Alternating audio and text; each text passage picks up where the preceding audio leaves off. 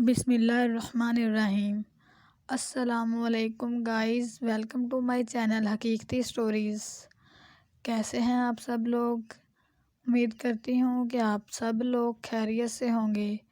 جو آج میں آپ کے لیے ویڈیو لے کر آئی ہوں وہ بہت زبردست ہے، اس لیے ویڈیو کو لاسٹ تک ضرور دیکھیے گا اور ہمارے چینل حقیقتی سٹوریز کو سبسکرائب بھی کیجیے گا تاکہ ہماری ہر آنے والی نئی ویڈیو آپ تک ضرور پہنچے۔ ہم اپنا ٹائم ویسٹ نہ کرتے ہوئے چلتے ہیں اپنی ویڈیو کی جانب۔ میرا نام صفیہ ہے اور میں شادی شدہ ہوں۔ ہماری شادی کو تقریباً 1 سال ہو گیا ہے۔ میرے شوہر کا نام تیمور ہے اور ہمارے ساتھ میرا دیور بھی رہتا ہے جس کا نام شاہ زیب ہے۔ یہ صبح کا وقت تھا۔ میں اپنے شوہر تیمور کو آفس بھیج کر گھر کا کام کر رہی تھی۔ میں کچن میں کھڑی برتن دھو رہی تھی کہ اچانک مجھے ایسا لگا کہ جیسے کسی نے مجھے کمر سے پکڑا ہو، تو میں نے دیکھا تو وہ کوئی اور نہیں بلکہ میرا دیور شاہ زیب تھا۔ میں اس کی باہوں میں آ کر بہت خوش تھی اور اس کے ساتھ ایسے لگ رہا تھا کہ جیسے میں نے سارا سکون پا لیا ہو۔ لیکن جیسے ہی میں مدہوش ہونے لگی تو میں نے اپنے جذبات کو قابو میں کر کے شاہ زیب سے کہا کہ یہ تم کیا کر رہے ہو؟ ابھی میں نے اسے کچھ کہا ہی تھا تو وہ جلدی سے اپنے روم میں چلا گیا۔ پھر میں کام کرنے میں مصروف ہو گئی۔ جیسے ہی شام ہوئی تیمور آفس سے آ گئے۔ میں نے رات کا کھانا بنایا اور تیمور کو کھلایا اور وہ سو گئے۔ میں بھی جا کر اپنے روم میں لیٹ گئی، لیکن مجھے ابھی بھی ایسا لگ رہا تھا کہ جیسے شاہ زیب میرے پاس ہو اور مجھے شاہ زیب کی ضرورت محسوس ہو رہی تھی۔ مجھے اس کی ضرورت محسوس ہونے لگ گئی کہ جیسے مجھے ابھی بھی اس کے پاس جانا چاہیے۔ تو میں نے سوچا کہ کیوں نہ میں چلی جاتی ہوں اس کے پاس اور 2-3 گھنٹے اس کے ساتھ بتا کر آتی ہوں۔ جیسے ہی میں اپنے روم سے نکل کر اس کے روم میں گئی تو میری ہمت نہیں پڑی کہ میں اسے کچھ کہوں، تو میں نے کوئی اور بہانہ بنا دیا۔ میں نے کہا کہ آپ نے کھانا کھا لیا ہے؟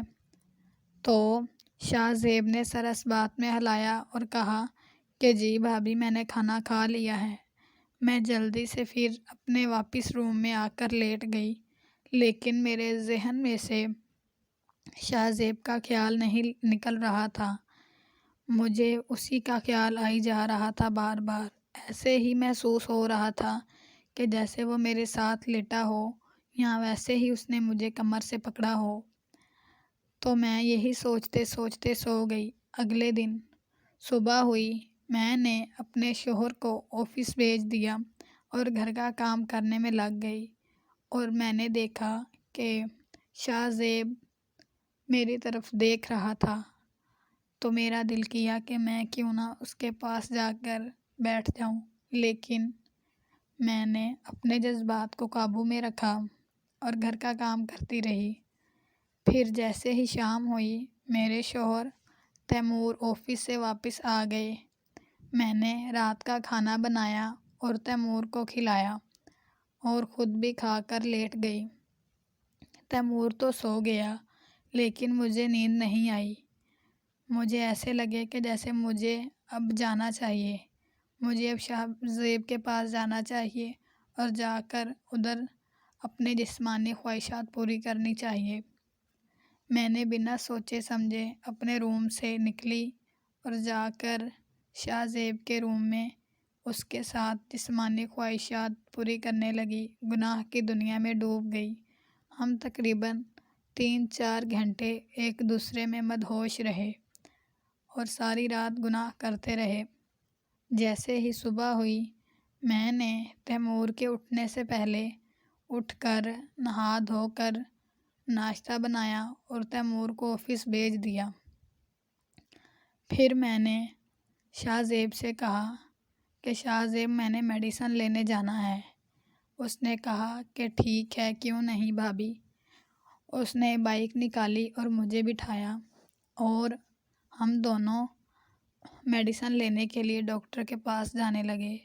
میرا دل یہی چاہتا تھا کہ تیمور اب مجھ سے دور چلا جائے اور میں شاہ زیب کے ساتھ اپنی زندگی گزاروں۔ میرے کان یہ سننا چاہتے تھے کہ مجھے شاہ زیب کہے کہ آگے ہو کر بیٹھ جائیں اور پکڑ کر بیٹھیں، تو میں نے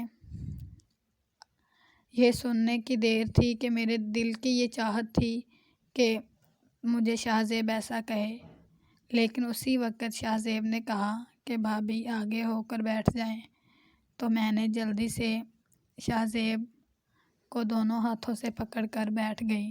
ڈاکٹر کے پاس گئے، میڈیسن لی اور واپس آ رہے تھے کہ راستے میں شاہ زیب نے کہا کہ بھابھی کیوں نہ کھانا کھا لیں، مجھے بھوک لگی ہوئی ہے۔ میں نے کہا کہ کیوں نہیں، کھا لیتے ہیں۔ اتنے میں ہم نے بائک روکی اور ریسٹورنٹ میں چلے گئے۔ ادھر کھانا کھا کر ہم واپس آ گئے اور جیسے ہی رات ہوئی میں پھر شاہ زیب کے روم میں چلی گئی اور اپنی جسمانی خواہشات پوری کرنے لگی اور گناہ کی دنیا میں ڈوب گئی۔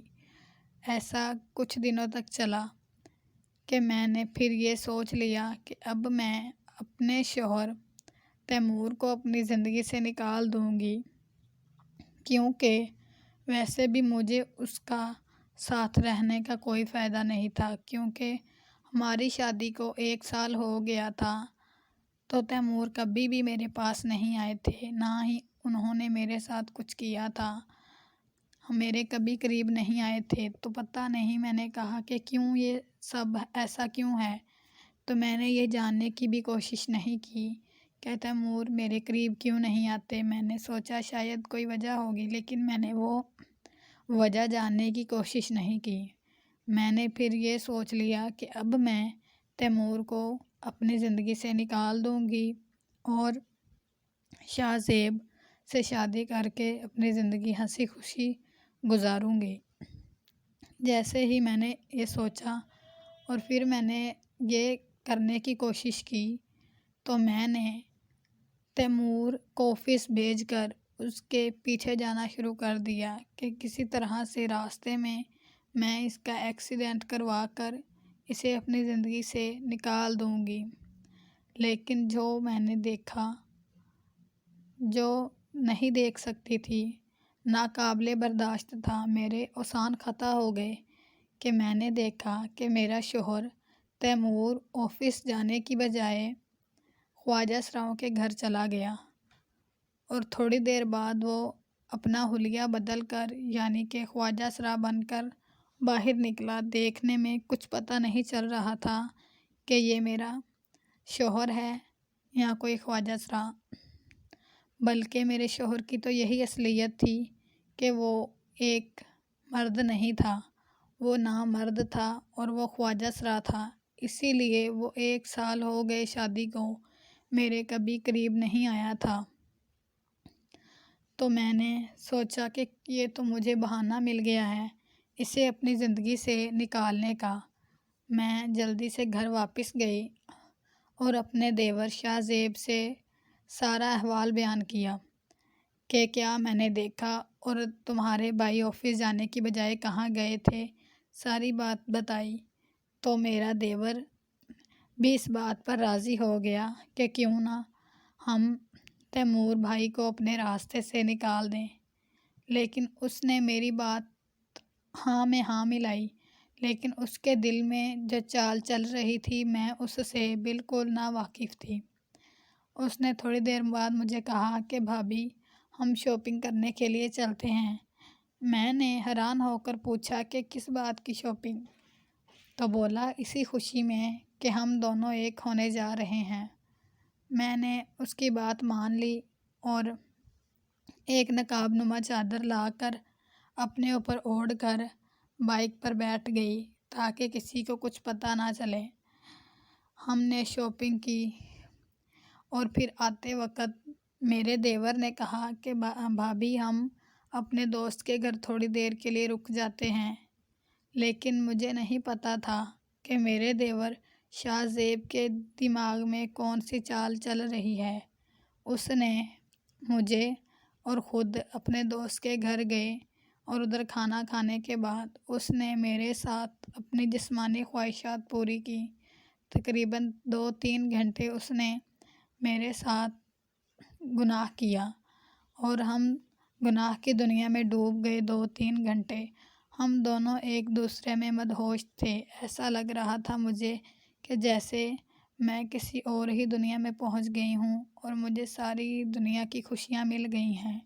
مجھے اس کی باہوں میں آ کر بہت اچھا لگ رہا تھا اور میرا دل کر رہا تھا کہ میں کبھی جدا نہ ہوں اس سے، لیکن بعد میں جو ہونا تھا وہ تو میں اس کام سے نا واقف تھی کہ اب کیا ہونا ہے۔ تھوڑی دیر بعد جیسے ہی شاہ زیب فارغ ہوا تو اس نے اپنے دوست جس کے گھر ہم رکے تھے اسے بھیج دیا۔ میں دیکھ کر حیران ہو گئی اور ہکی بکی رہ گئی اور میری آنکھیں بھی پھٹی کی پھٹی رہ گئی کہ یہ کیا ماجرا ہے۔ شاہ زیب تو مجھ سے اتنا پیار کرتا ہے اور مجھ سے شادی تک کرنا چاہتا ہے، اور اس نے اپنے دوست کو کیوں بھیج دیا ہے؟ لیکن شاہ زیب نے اسے اپنے دوست کو میرے روم میں بھیج کر باہر سے روم لاک کر دیا اور وہ بھی میرے ساتھ زنا کرنے لگا۔ اس نے میرے ساتھ اتنی بے دردی سے میرے ساتھ ظلم کیا کہ میں بتا نہیں سکتی۔ وہ دونوں میرے ساتھ اپنی جسمانی خواہشات پوری کر کر بہت خوش تھے، لیکن اب جو ہونے والا تھا اس سے ہم تینوں ناواقف تھے۔ اب ہماری زندگی میں ایسا طوفان آیا ہم تینوں کی زندگی میں کہ ہم تینوں کی زندگیاں بدل گئیں۔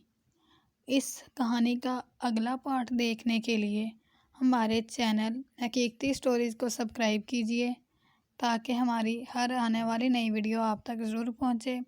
ملتے ہیں اس کہانی کے اگلے پارٹ میں۔ اللہ حافظ۔